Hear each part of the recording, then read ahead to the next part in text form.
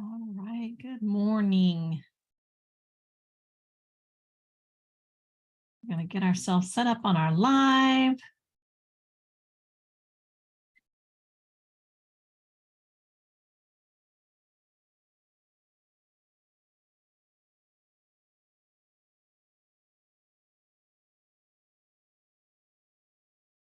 And get everybody else in here.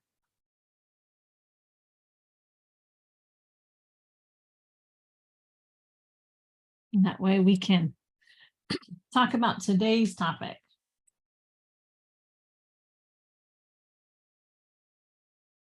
All right.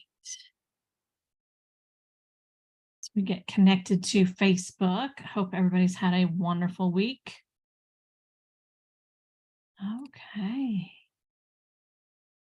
All right. Today, good morning. Good morning. I hope everybody's doing well this week. Kimberly Borgen's here with the Hive Society. The purpose of the Hive Society is just to give back, share information, things that I've learned along the way with being an entrepreneur for over 30 years. Just the things that come to mind that I want to support you in. That most people aren't necessarily talking about or give you suggestions about, or you even think about as a business owner. And today's topic is no different, because I'm going to talk about self-bullying or listening to your inner critic, right? Those kinds of things. So I wanted to share with you this morning that, there's a lot of stuff going on in the Hive Society. I have, a lot of, I have a membership for the Hive Society also, and the Hive Society is sitting over there, and it has, trainings, and it has tips. All these videos are right in one place. So if you're interested in getting membership into the Hive Society, let me know. I'll be happy to send you information on that. But, today I'm going to talk about, like I said, self-bullying. All right. I know some of you are doing it. I just know. One of the toughest things, right, that I found when starting up as a business, going after my goals, being in a positive relationship that's moving forward, right? All these things, even my, the well-meaning friends, I still kept feeling in early years is like, who do I think I am? And why do I think I can be successful as an entrepreneur? I was a single mom from welfare, like, come on, for real, right? But, that inner critic is there. It's that little voice in your head, right? It's, the one that's in the corner of mind asking, like, why do you think you can do that? Right? Why do you think you can do it? Right? Because you're capable, because, other people have done it that are not as smart as you, right? All these other things that come that you can create solutions for or solve that question, but it still comes up in your brain. And it's that little whisper in your ear that you're not good enough. Nobody's going to approve of what you're doing. Come on, some of you know that some people don't approve of what you're doing. And, I got a big slap of reality of that one this week, right? Someone didn't approve of something that I was doing and decided to name call and be disrespectful and all of that because they were stuck in their own stuff. I did a self-check. No, I'm good. So we just moved on. But still, when people are going to do that to you, but it's one thing when somebody else does it, and it's a completely different thing when you do it for yourself. Self-bullying is the act of kind of pushing or pressuring or judging, criticizing yourself, to do or to feel or to think in ways that could hurt or sabotage you, right? So if that's the definition of self-bullying, what are you doing? What are you criticizing yourself? Why are you judging yourself? Why are you putting so much pressure on you and not getting the support that you need, right? Why are you pushing yourself past limits, right? And feeling overwhelmed and overworked and, underappreciated, right? And most of the time that has to do with you. Sorry, but it does, right? It just does. And it's not that it's good, bad, right, or wrong. It's just what it is, right? Now, I want to tell you a little bit about your self-critic, okay? Your internal critic, your internal voice, all of those things, whatever you want to call it, because we all know we've called it something, right? Negative Nelly, right? What's, my stinking thinking, right? I have a friend, mentor who used to call it that. The inner critic is there to protect you. That's how it started. It was an integral part of you learning to grow. Don't touch that. That's hot. Oh, I don't want to get burnt, right? You don't want to get burned. Don't touch it, right? The inner critic was there for you to learn lessons when you were a child. But what has happened along the way is that we've allowed our inner critic to have more power than it deserves. And I'm saying that out of full love and respect to who you are. It wasn't meant to hurt us. It was meant to keep us safe. It was meant to protect us when we were growing up so we could learn those lessons. But what we've done is we've given the inner critic so much power that it now can speak louder to us than anything else for some people, right? It was meant to be a protection, and now it's kind of like this thing that is slowing us down and stopping us from going and moving forward where we're meant to be. We are adults now, ladies and gentlemen.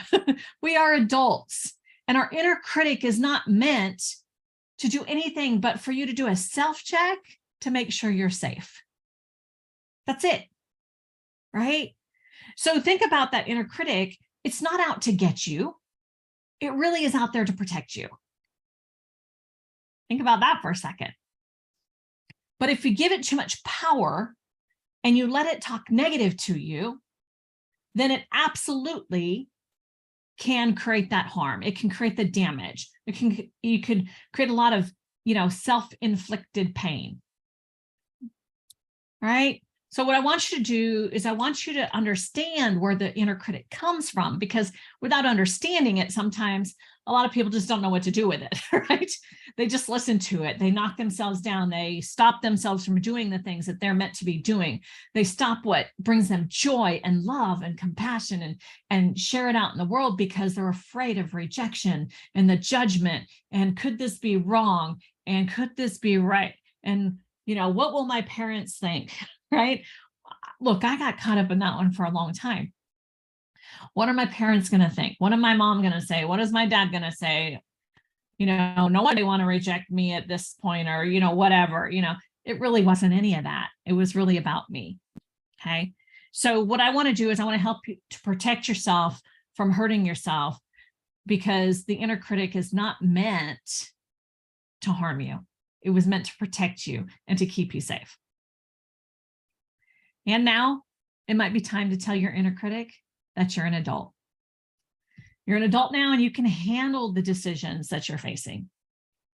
You can handle what's coming in front of you and make critical decisions based on what exit routes you need to take, right? For that safety and protection. You want to identify that underlying fear that your critic is trying to protect you from. All right. What's that negative critic? What's it saying? It's saying, oh, you're not smart enough. You're not good enough, whatever. Really what it's trying to do is protect you from feeling rejected and feeling alone. If somebody doesn't like you, is your heart going to get hurt? And if the answer is yes, then you know why your inner critic is working hard to protect you. Look, not everybody's going to like you. And even people that you thought liked you or thought respected you, one little tweak in their life, and suddenly you're the bad guy. It's normal. It's okay. But stop taking on their stuff. You can ask yourself, what's the worst thing that could happen to me? What's the worst thing that can happen if I don't listen to my critic? You're not likely going to die. So you're good there. The worst thing that can happen, you might get embarrassed, you might feel rejected, but guess what? It's all happened throughout your life and you've gotten through it so far, right? As an adult, Think about it. We have the resources available to us that we didn't have when we were a child. We didn't know. We didn't have cognitive thinking down, right? We didn't have, decision this, decision that. How can I solve this problem? We didn't have those solution mindset, right? We just didn't, because we were young. We were a child. We were developing. Our brain was trying to figure everything out. We had all these sounds and noises and people talking to us and teachers telling us this. We had so much coming in, and our inner critic was there to serve us. But we're not children anymore. We're adults. And yeah, adulting is hard. Okay, I get it. It is. It still is, right? But it's still adulting. And we have the cognitive ability that we have now. We have the decision-making abilities that we have now. We have the questioning. We have mentors. We have connections. We have people that we can go bounce ideas off of. We are adults, and we don't have the same threats as we did as a child. And so our inner critic that was equipped to protect us as a child is now running your life because you let it have too much power. All right. So what could you do? What can you do to fix this? What can you do to make, life a little bit different and stop self-bullying yourself, right? One is just, first off, remember that your inner critic was there to keep you safe. And if you're finding that what it's telling you is not something that's going to keep you safe, then it's time to quiet her down. Say, I got this. Thanks. You can go back to sleep now. Right? It's okay. I get it. You're trying to teach me something. What is it that you're trying to teach me? All right. Okay. I see it. I see it, but I'm okay. I got this. I got this. I have the skill now. You can just have a conversation with your inner critic. Look, we joke at my office sometimes. It's like, of course I talk to myself. I need expert advice, right? That's a joke. It's really, I'm talking to myself because I'm telling my inner critic, okay, thank you. I gotcha. You're safe. It's okay. When that negative stuff comes up, you need to check in. Am I safe from this? Can I do this? How have I done it in the past? Have I gotten through this? I'm good. Keep moving on. And that conversation needs to happen just that fast. Do not sit there and wallow in what your self-critic is telling you, because that's when you're bullying yourself. It's okay if she talks to you. You check in, I got this, and you move on. But if you're checking in and you go, your shoulders drop and you feel defeated and you're just sitting in it, I just can't do it. I can't pick up that 10,000-pound phone and make the next call and be rejected and told no one more time about my services and my product. I knew I couldn't do it. Come on now, let's get serious. You've been rejected before and you've survived. You'll be rejected tomorrow and it'll be okay. You'll survive. We're gonna all be rejected. Stop being so afraid of that. Let your inner critic go, okay, Kimberly, I'm a little nervous now. This could be rejection. And with rejection comes a little heartache, and that hurts. And I don't want you to hurt. I don't want you to hurt. And I'm like, it's okay if I hurt as long as I'm learning something in the process, right? So just remember and notice what's going on for you and acknowledge it, but move forward. Pick up the 10,000-pound phone, make the next call. One of the things I do with my clients, with some of my clients, not all, but when they have this rejection feeling, right? And they'll beat themselves up. Oh, I said, no, I'm not smart enough. I'm not good enough. I'm never going to be smart enough. I don't understand why they don't care. They go over here and they'll buy from this person and they're so much, less smarter and educated than myself. But then I come over here and I'm smarter, but I just got rejected. Yeah. And guess what? Those people got rejected too. Right? You just have to acknowledge it, check in, and move forward. Okay. When you listen to your inner critic, and just know there's outer critics out there also. And when you're listening to the outer critics, and you're listening to your inner critic, you're giving them the power. It's time for you to take your power back. Okay. It's an opinion that they have about you. It's an opinion that your critic has about you because you let it run on autopilot and giving it the power and the permission, the momentum to tell you all those things. Okay? Stop it. You don't need it. Listen to it like, look, goodness gracious. I know there's a difference between your inner critic and your intuition. Your intuition comes from up inside you, and it's telling you something is not right, and you want to listen to your intuition. Your inner critic is going, whoa, this isn't good. I'm going to knock you down. Who do you think you are? I want to keep you safe. That's way out of my safe and comfort zone. Your inner critic comes from your head. Your intuition comes from your heart, right? It comes from your soul. So your inner critic, your brain is just in chaos. There's so much going on up there, for real. Come on. It's just trying to keep you safe. But if your intuition says, whoa, hold up, something doesn't feel right, pay attention to it. If your inner critic is going, oh, that's a little scary, I don't want to be rejected, I don't want to, then you go, okay, hold on, I got this. And you can usually tell because your brain is working. When it's an intuition thing, it comes from the heart, the soul. You're like, I just don't feel right. Something just doesn't feel right. Versus, I'm going to boss you around, right? You got to put things into perspective. Okay. Look, you have to live your life by your design. Okay. You have to honor your ideas. You have to honor your values.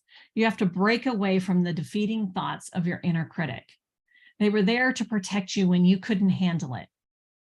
You can handle it now. You can. And if you're not sure that you can handle it, that's when you get an accountability partner, you reach out to a mentor, you get a coach, you get somebody who can support you along the way. All right. Your inner critic is there for you to pay attention to what's happening around you. Okay. If your inner critic is speaking out, you want to acknowledge it. Like I said, it's trying to tell you something. It's saying, I don't want you to get hurt. I don't want you to be humiliated, right? I don't want you to feel shame if something happens. I don't want you to have guilt. I don't want you to feel resentment. I don't want you to be rejected. All of those things. That's what your inner critic is saying. It just is trying to prevent you from experiencing those things. The truth is, those things are not going to kill you. Okay, what they do is they'll make you maybe sit back for a minute, and then you just go, okay, I got this.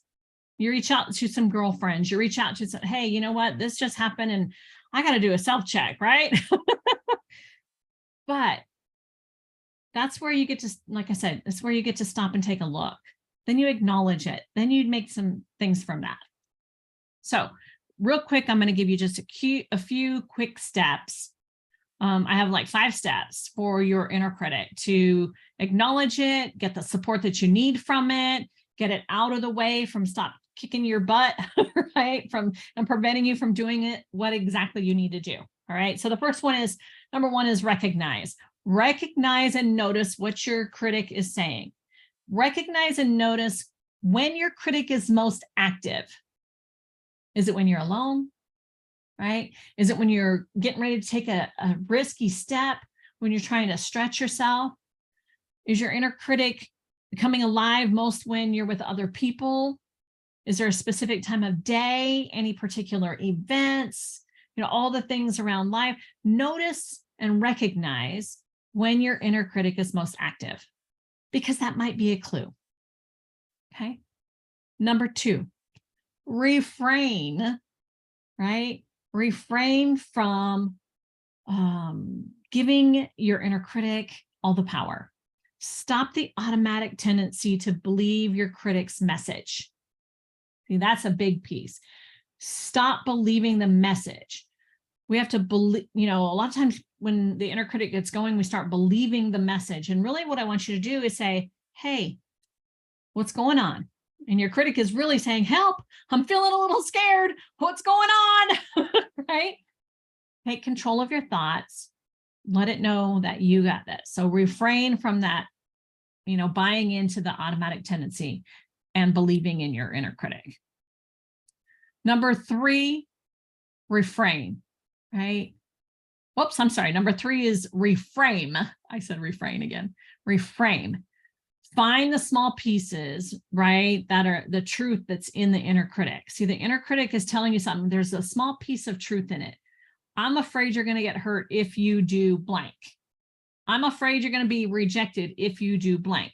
So if the truth is I'm about to do blank, okay, What is it warning you about? What's the truth about that? It's warning you that you might get hurt. You might be rejected. Okay, thank you. And so that's the truth. So I'm going to reframe it.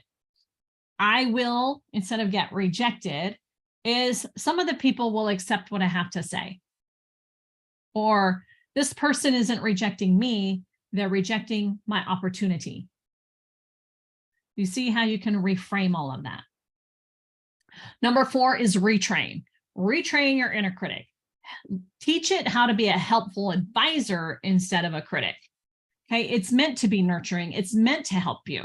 So retrain your critic to speak in a way that is much more helpful to you, such as, like, Kimberly, take a look at this because I'm not sure this is the risk you meant to take. So my inner critic comes up, I'm gonna go, whoa, this is the one you've meant to take. Are you sure you want to take this on, Kimberly? I'll go, thank you, critic, I got it, right? Rename her, right? I don't know. And then the last step is, reward. Reward yourself for quieting your negative critic, right? Reward yourself for making choices from awareness. Create a word system for yourself that keep, helping you, make shifts with your inner critic. Notice it. Simple ideas. Start a chart, right? When you have 25 positive critic, ideas, then you give yourself a gift. Go out, get some ice cream. It's hot. It's 103 out here today. Things like that, right? Get yourself a cup of a special hot coffee, or, whatever that is for you, whatever that little reward can be. But simple ideas, like just charting it out. Hey, I had to quiet my inner critic 5 times today. And you know what? That's better than the 10 times last week, right? Just acknowledge that. Take a hot bubble bath when you've calmed your critic, right? You got it calmed down and you're like, I got this. And because I've got this, I'm going to seep right into this nice, warm, hot bath. Maybe it's a hot tub or a cool swimming pool this time of year, right? Whatever that is, reward yourself. Look, remember that your inner critic is there to serve you. It was not meant to harm you. It was meant to protect you. You get to come from responsibility now as an adult on how you want to be spoken to. You wouldn't put up with that with somebody face to face. Why are you going to let yourself put up with that internally? Stop with the self-bullying. Create the boundaries for yourself, and also teach yourself those boundaries and teach others around you those boundaries. Your inner critic just needs a boundary. It needs to be remembered that you have control, not it. It needs you to say, I got this. It needs you to say, it's okay, quiet down. Okay? Negative Nelly, stop it. I got this. Set that boundary. And the more that you do that, the less and less your critic is going to come up, because it sees how capable you are. Your brain can see that you've solved these problems. When you just continue to be afraid and you keep backing away from something, and keep backing away from something, and keep backing away from something because you're afraid that it's not going to happen, then you're giving your inner critic more and more power. Fear is just a response. You get to step into it and do it anyway, because that's where bravery comes in. When you're brave enough to step through the fear and do it, because you can see all around you, right, that you're gonna make it. And if you don't, you have bumpers, you have friends, you have mentors, you have people who are willing to say, whoa, hold on. It's okay that you fell on your face in this business. It's okay that you said the wrong word. It's okay that you're not perfect. Okay. For my perfectionists out there, right? It's okay. And I'll be happy to say it to you. Like, you're going to make mistakes. And if anybody ever told you that you're not, they lied to you. Mistakes are part of the process in building a business. You're going to go through them every day, every week, every month, every year. There's going to be mistakes. And if you're holding on to those, then you're not creating the boundary that's necessary to prevent yourself from self-bullying and stopping your inner critic from knocking you down. So the more that you can shift your inner critic will become your inner ally. And then you begin to see more benefits in the outside world as well. Because when you're no longer focusing on that negativity internally, then you're less likely to focus on the negativity externally. Well, I hope that was helpful to you. I'm so glad that I could share this with you. If you did find value in this, I'd love to have you, put a comment down below. That would be gratefully appreciated. That way I know at least somebody is listening. And, have a wonderful week. Okay. Well, you guys be good. Go grow your business. Put your negative Nelly to the side. Bring out your inner ally and have a blessed week.